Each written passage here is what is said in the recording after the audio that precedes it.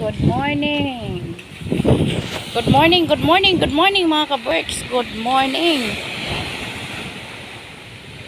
Maalon ang dagat mga ka-birds, ang mga basura. Ang alon ng hakot o basura. Maalon ang dagat kasi may bagyo, siguring. Napakaalon ng dagat. Ouch!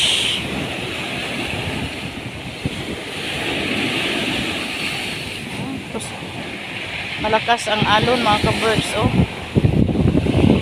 Tapos ang mga basura, pag maalon ang dagat, ang mga basura, marami.